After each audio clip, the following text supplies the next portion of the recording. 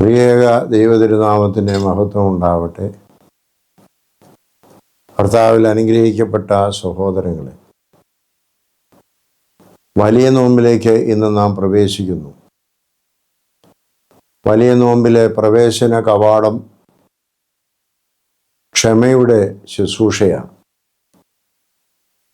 ശുബുക്കോനോ എന്ന് സുറിയാനിയിൽ പറയുന്നത് പരസ്പരം എല്ലാ സഭാംഗങ്ങളും ക്ഷമിക്കുകയും ക്ഷമ ചോദിക്കുകയും അങ്ങനെ സ്നേഹത്തിൻ്റെ പൂർത്തിയിൽ വലിയ നോമ്പാകുന്ന വലിയ ഉത്സവത്തിലേക്ക് നമ്മൾ പ്രവേശിക്കുകയാണ്.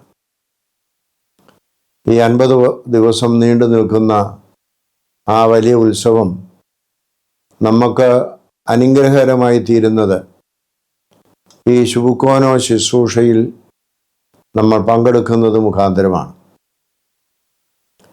മറ്റുള്ളവരോട് ക്ഷമിക്കുവാനും സഹിക്കുവാനും മറ്റുള്ളവരെ ചേർത്ത് നിർത്തുവാനും നമുക്ക് കഴിയുമ്പോഴാണ് നമ്മുടെ മനസ്സിൻ്റെ പരിപൂർണമായ ശാന്തതയും ലാഘവവും നമുക്ക് അനുഭവപ്പെടുന്നത്. എന്നാൽ ക്ഷമ എന്ന് പറയുന്നത് യഥാർത്ഥമായുള്ളത് ക്ഷമിക്കുന്നതോടൊപ്പം മറക്കുക എന്നുള്ളതും കൂടിയാണ്. To forgive and at the same time to forget. നാം എല്ലാവരും ദൈവരാജ്യത്തിൻ്റെ മക്കളാണ്. നമ്മുടെ പൗരത്വം സ്വർഗത്തിലാണ്. സ്വർഗത്തിൽ നമ്മുടെ വൈരാഗ്യത്തിനും വിദ്വേഷത്തിനും ഒന്നും സ്ഥാനമില്ല. നമ്മൾ ദൈവരാജ്യത്തിൻ്റെ തീർത്ഥാടകരാണ്. അതിലേക്കുള്ള യാത്രയിൽ നാം അവിടെ ചെല്ലുമ്പോൾ എൻ്റെ സഹോദരനോട് ഹൃദയപൂർവ്വം ക്ഷമിക്കാതിരുന്നാൽ ദൈവം നിങ്ങളോടും ക്ഷമിക്കുകയില്ല എന്ന് വിശുദ്ധ മത്തായിയുടെ സുവിശേഷത്തിൽ നാം വായിക്കുന്നു.